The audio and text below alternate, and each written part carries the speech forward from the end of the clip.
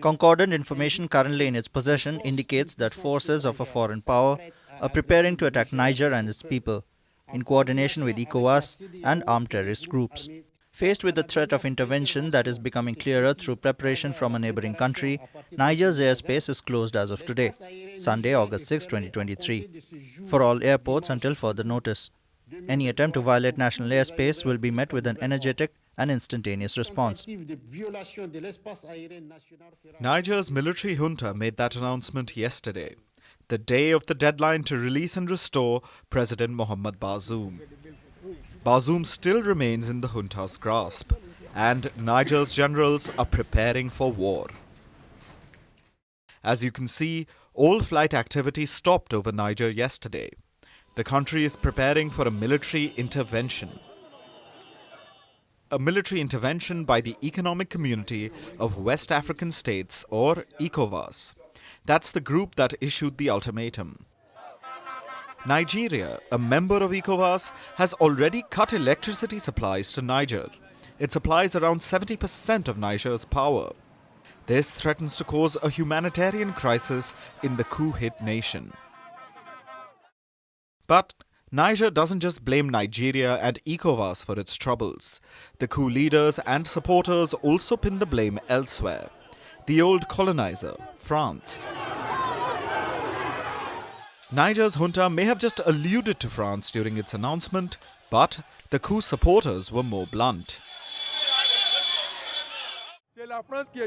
It's France that is behind this ECOWAS force that wants to attack us. I think they've noticed that we have the support of Burkina, we have the support of Mali, we have the support of a certain number of partners who are ready to attack if Niger is attacked. This is a declaration of war. It's the end of ECOWAS. Niger's junta believes it has the support of other coup-hit nations, Burkina Faso and Mali. They also happen to be former French colonies, and their leaders have also been condemning France since they took power. There's definitely anti-France sentiment that's been sweeping its former colonies in West Africa. We discussed this in detail last week, and appealing to this sentiment has helped military leaders claim legitimacy after toppling elected governments in the region. The same script is being repeated in Niger. Yesterday, the junta filled a stadium in the capital Niamey with its supporters. There were reportedly some 30,000 coup supporters present. They were seen celebrating the coup and condemning the French military presence in Niger. At the stadium, some coup supporters even chopped off the head of a chicken painted in French colors. When the French army says it is not going to leave, well, we are going to tell the French army, we, the citizens of Niger, all the citizens of Niger, I don't even mean the army, it is the citizens who are going to make them leave. France has some 1,500 troops stationed in the country, and it has reportedly not removed them so far. And their presence adds to the feeling some coup supporters have, that they still aren't free from French colonization. That despite officially getting independence in 1960, the country has still been exploited. Supporters justify this coup by saying it's a new independence, and some are even prepared to lay down their lives for it. 63 years of aid. Where are we? We are lost in Africa. And yet, we are told that Niger is very rich in potential. And then we are lost. So what's the point of foreign aid? We would be resilient behind our defense and security forces to be able to wrest our independence, our new independence. C'est notre façon, en tant que société civile, en tant que citoyen, de participer à la stratégie de défense de notre nation. Vous savez, dans tous les pays, la défense de notre patrie n'est pas l'apanage des seuls militaires. Nous avons, comme vous le voyez, nous n'avons pas d'armes, mais nous avons nos cœurs, nous avons notre sang, et nous avons décidé de mettre notre sang au service de la défense de notre patrie. Niger's junta has brought reinforcements to the capital Niamey. Italy and Germany are asking ECOWAS to extend the reinstatement deadline. Mali and Burkina Faso have sent a delegation to Niger. West Africa looks to be gearing up for war, and that's the last thing the impoverished region and the world needs right now. In Pakistan, the inevitable has happened. Imran Khan has been arrested. Many would say he was asking for it. On Saturday, a local court in Lahore found him guilty. Of what? Well, there are 140 cases against him, but this one was about corruption. Imran Khan is accused of illegally selling state gifts for $500,000, and he's been convicted and jailed. The sentence is 3 years, the maximum, which also means that he cannot contest the election. Imran Khan has been barred from holding public office for the next 5 years. I guess it's job done for the Pakistan army. But why get him arrested? Imran Khan's party had already been broken up. His top leaders had abandoned him. So why the arrest? Well, maybe to prove a point. You may remember what happened last time Imran Khan was arrested. The date was 9th May 2023. Imran Khan rallied his supporters. He asked them to hit the streets. Even the army headquarters in Rawalpindi was targeted. This time he used the same strategy. Imran Khan recorded a message before his arrest. This is what he said. Listen to this. जब तक ये पैगाम आप तक पहुंचेगा, मुझे ये arrest कर चुके होंगे और मैं जेल में होऊंगा, तो मेरी आपसे सिर्फ एक ही रिक्वेस्ट है, अपील है कि आपने घरों में चुप करके नहीं बैठना।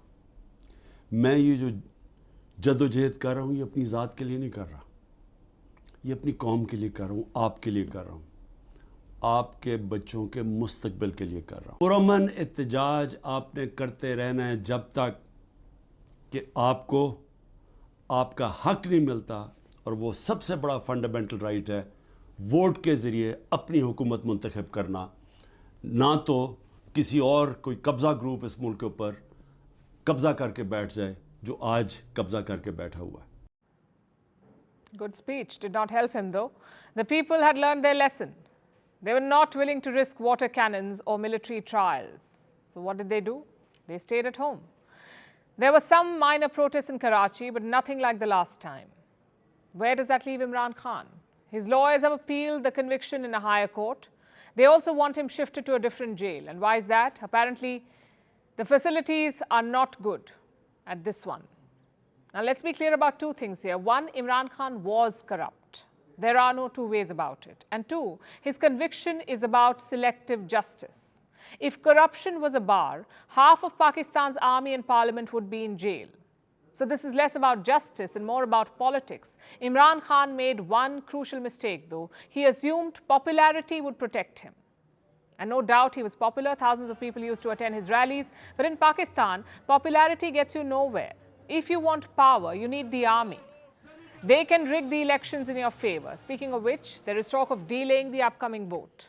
Pakistan's law minister says elections can only be conducted after a new census. And how long will that take? At least 4 months. The current government's term expires on the 12th of August. After that, a caretaker government is supposed to take over. It must conduct elections within 3 months. So by November. But at this rate, who knows? Maybe the army wants to tie up the loose ends. Maybe they want to ensure that Imran Khan's judicial appeal does not succeed. We can speculate, but it's impossible to really know. Looking back, what do we make of this whole episode, though, of Imran Khan's rebellion? In the month of May, the army appeared to be shaken. The scenes were indeed unprecedented. But as they say, never bet against the army in Pakistan. General Asim Munir mounted a systematic campaign. He could have doubled down and arrested Imran Khan months ago. He did not do that. Instead, he waited. First, he rounded up hundreds of Imran Khan supporters. He tried some of them in military courts. The idea was not justice. The idea was intimidation. Then he targeted Imran Khan's top leaders. More than 100 of them left the party. Some of them have even floated a new one. The army allegedly cracked down on media as well. No frenzied coverage of Imran Khan, not even regular updates. The former Prime Minister was denied all of his weapons, his supporters, his lieutenants, and his public platforms, all gone. The final step of that plan was the arrest. It was a cold and calculated trap. something Imran Khan, the captain, would have been proud of. But the people of Pakistan won't be surprised. This is a cycle they're used to. The army takes what the army gives.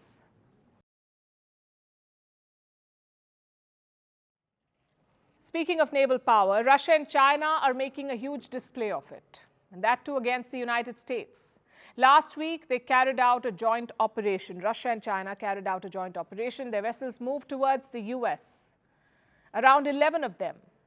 They sailed towards this location, Aleutian Islands in Alaska. Now, Alaska is a strategically important American state. It doesn't border mainland US. At the same time, it has a maritime border with Russia. So Alaska is vulnerable, which is why last week's operation was so daring. Experts say it is unprecedented. Such a large flotilla has never sailed towards the United States. They're calling it provocative and aggressive. So two questions here. What was the flotilla doing there? And what is Washington doing about it? On paper, it was supposed to be a joint exercise between Russia and China, just an innocent patrol. China says it was not targeted at a third country, but the Americans are not buying it. They have responded in kind. The US has deployed 4 destroyers near Alaska. It has also sent a reconnaissance plane. So America means business. But Alaska was not the only provocation. China was targeting the Philippines as well. On Sunday, 2 Filipino vessels were running a supply mission. They were heading to the Spratly Islands. It is located in the South China Sea. It is claimed by multiple countries, including China and the Philippines. So on Sunday, 2 vessels were headed there, the Spratly Islands. But one of them never made it. It was intercepted by a Chinese Coast Guard ship. Take a look at what happened next.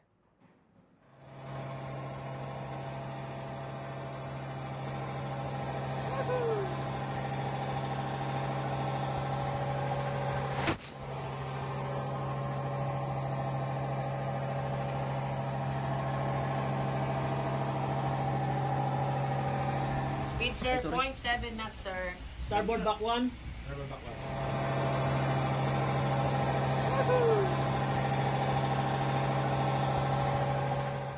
In case you missed that, let me explain what happened here. The Chinese ship fired water cannons at the Filipino vessel. Now, this is not normal practice.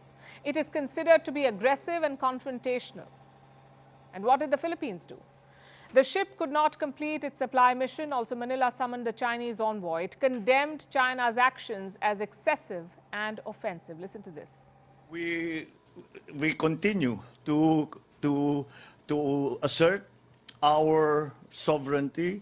We continue to assert our territorial rights in the face of all of these challenges, and consistent with the international law and UNCLOS especially. So that is always been our stand, and but we still have to keep communicating with the Chinese government, with President Xi, with Beijing. China, of course, does not see it that way. They claim most of the South China Sea, including the Spratly Islands. So Beijing is blaming the Philippines for what happened. They say the Filipino ships violated China's sovereignty. Now, there is some history here. The South China Sea spans over 3.5 million square kilometers. It is important for 3 reasons. One, the natural resources lying below the South China Sea are energy treasures, around 11 billion barrels of oil and 190 trillion cubic feet of natural gas. Secondly, the trade routes. Goods worth $5 trillion pass through this waterway. And 3, Taiwan. The South China Sea is key to repelling a Chinese invasion. The US is counting on that. The Philippines is an important part of that strategy, and China realizes this.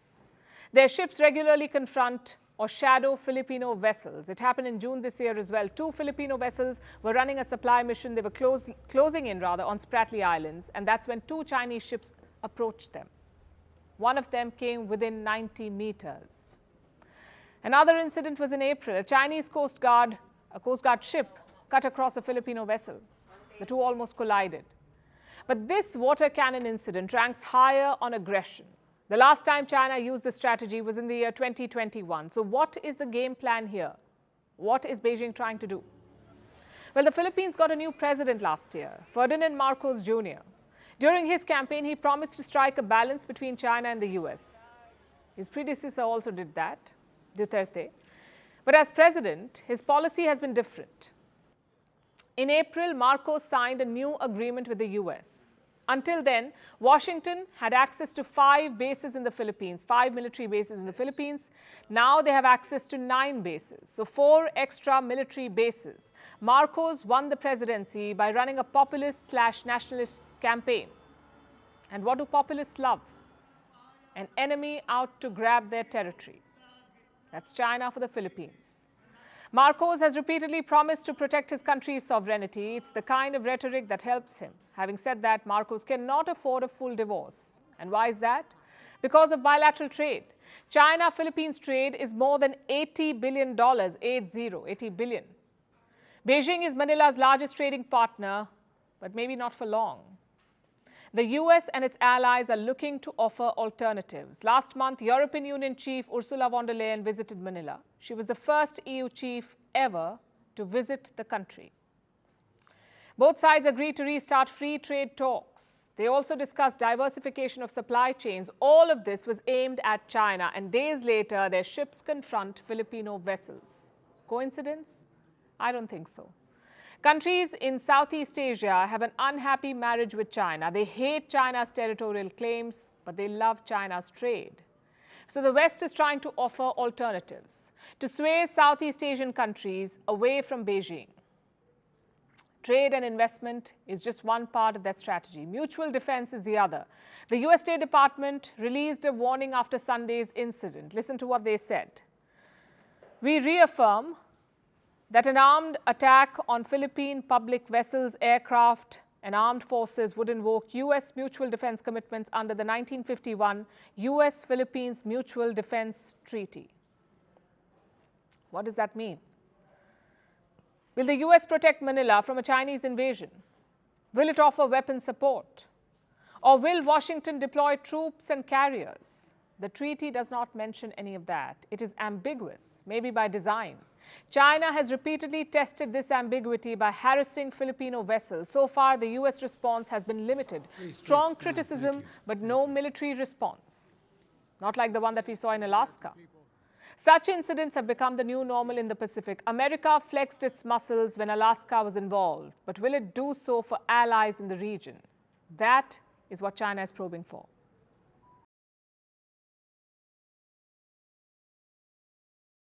And now for some health news. The Wuhan virus is back in the form of a new variant. It's called EG51 or Eris, which by the way is also the name of the ancient Greek goddess of strife and discord. Eris, not exactly a great sign. The Eris variant is spreading in the US and the UK. The number of cases is on the rise. It is also being called the main cause of hospitalization in the UK. Eris is believed to be of the Omicron lineage. It spreads faster. The World Health Organization says Eris is a variant it is monitoring, meaning it's not the worst or the most alarming, but it may cause concern, mostly because the immunity from previous infection or vaccination may be waning. Does that mean they're building a case for another booster? Here's a report.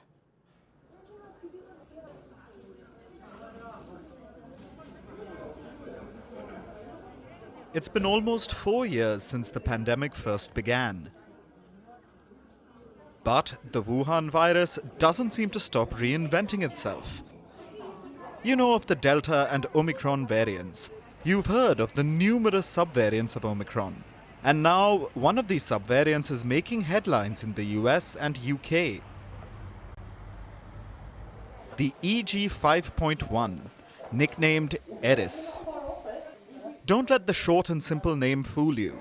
Eris is making a mark, leading to a surge in cases in the US, UK and other parts of the world. Eris and its cousin variants have been driving most new cases in the US for 2 weeks now.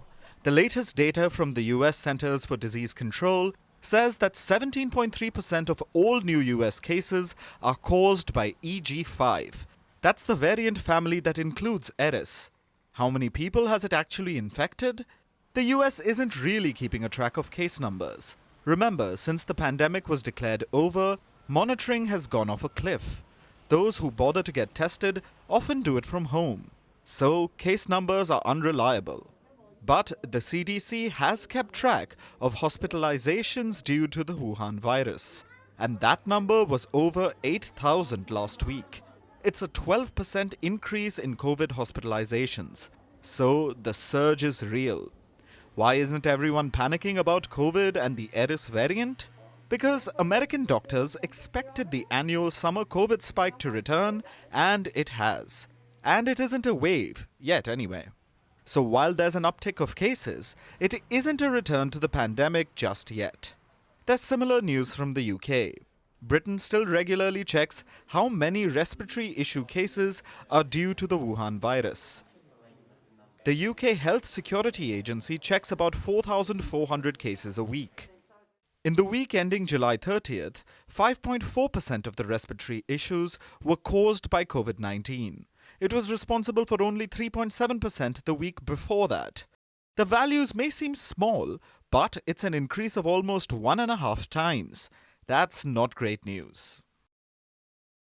By the end of July, Eris was behind almost 15% of all new COVID infections in the UK. It was responsible for 10% when the month began. So you can see Eris is steadily becoming more prevalent. Already, it's in second place behind the XBB 1.16 subvariant. That variant has been dominating UK cases for months now. But Eris is expected to overtake it. What about the rest of the world? India recorded 54 new cases today. It was 47 yesterday. That's a drop in the ocean considering India's population, but it doesn't mean people or the government can take it easy. More data about the variants behind the cases is needed. But if Eris has come to India, people should take precautions. Better safe than sorry, as they say. What should you look out for? Eris isn't too different from other Omicron offshoots. The symptoms are a runny nose, headaches, fatigue, sneezing, and a sore throat. But vulnerable people still need to take care. People with comorbidities, the elderly especially. The variants may change, but they remain dangerous for the same people. To protect yourself, follow the same rules you did during the peak of the pandemic. Use masks and sanitizers. Try going only to well-ventilated places. Get your vaccine if you haven't already. And get booster doses if enough time has passed since your last shot. As much as we want to believe that the worst is over, we can't forget that the Wuhan virus is still around. Eris is just the latest iteration. It'll likely keep coming back in new forms. And all we can really do is take all precautions and be responsible.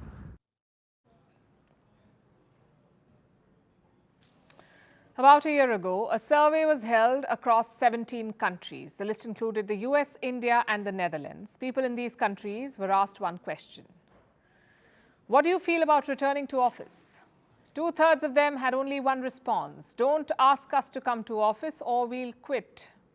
It was a bold claim, also a hollow one, because most of them are now dragging their feet to work, competing for parking space in offices and returning to their dull desks. What does it tell you?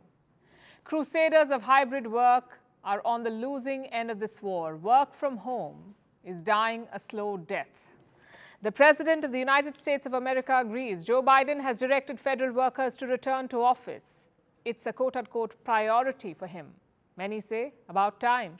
When federal employees work from home, they waste taxpayer money. Many cabinet agency headquarters are on rent. They cost the government millions of dollars a month. It comes up to about $5 billion every year to lease office space for the government. $5 billion, $2 billion annually on maintenance of buildings. And what for? These buildings have become a shadow of their former selves. On most days, they sit empty. The average occupancy is about 20%. So now the US government is calling staff back, and it's joining a slow but sure migration. A reverse migration, as some like to call it. People are bidding goodbye to Zoom and being hauled back to conference rooms. And leading this change are Wall Street firms, followed by tech giants like Apple, Meta, Google, and X, formerly Twitter. Also, speaking of Zoom, it slammed an ironic, if not the last nail in the coffin. Zoom has been the flag bearer of remote work. 3 years ago, the pandemic upended work patterns. It forced people into working from home, and Zoom became the go-to video conferencing service. This company revolutionized work from home. In 2020, its shares skyrocketed. They increased sixfold. But towards the end of 2021, they fell drastically. And since then, Zoom has lost $100 billion in market value. Quite the roller coaster. Also an indication of the change in work patterns the world over. Turns out, even Zoom is not immune to this post-pandemic shift. Zoom is now calling employees back to office at least 2 days a week. And with this, Zoom is joining a long list of companies. 90% of companies across the world have asked their staff to work from office. Some offered incentives to get them back. Some say they will fire workers if they don't return. So a bit of love bombing and then harsh measures, all to get people back. You may wonder why. Are companies evil slave drivers? Are they bored of offices turning into ghost towns? Are they worried about coffee machines gathering dust? Well, probably not. They have a different reason for calling you back: boosting productivity. Let me explain with some numbers. According to a study by UCLA, workers are 18% less productive when working from home. 18%. According to a study by Harvard, an online retailer saw a 4% drop in productivity due to remote work. Employees answered fewer sales calls, they had poorer interactions, and they put customers on hold for longer. Another study claims even chess professionals fare worse in online matches. So work from home may feel good, but it's not proving to be great for business. It makes it harder for teams to collaborate. Professional networks within companies become isolated. A study conducted this year found that when you work from home, you do not exchange enough feedback. You find it harder to learn new skills. So while video conferencing is convenient and appears cost-effective, it proves to be expensive over time for your company. And companies know this. They're struggling to find the right balance. Some are cushioning the blow with hybrid work. Others are simply landing blows with ultimatums. The fact is, the way we work is changing again. Only this time it feels like the revolution has turned full circle and we are back to where we started. Which side of the divide are you on? Write to us. We'd love to hear from you. And now it's time for Vantage Shots, images that tell the story. Starting with the United States of America, a massive fire broke out at a plastic recycling facility. Officials have issued a health alert due to hazardous air pollution. In Alaska, an entire house collapsed in the Mendenhall River after record glacier flooding. And Italy's Coast Guard rescued more than 50 migrants after 2 shipwrecks. The rescue operation took place off an island in the Mediterranean Sea. And finally, what makes the 7th of August significant? On this day in 1960, the West African nation of Ivory Coast gained independence from France. It became a French colony in 1893. In 1958, Ivory Coast became a self-governing independent republic within the French rule. We're leaving you with that. Thank you for watching. We'll see you tomorrow.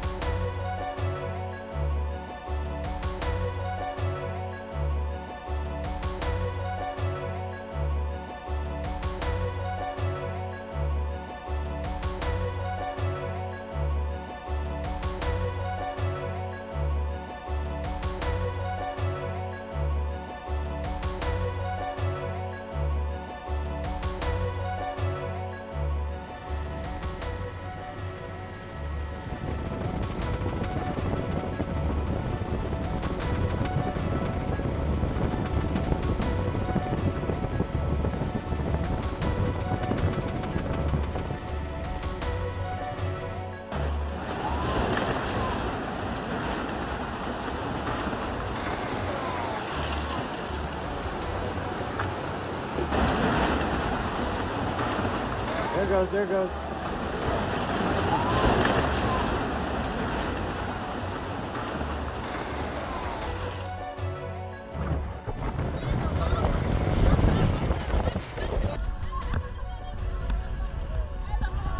Recuperali tutti.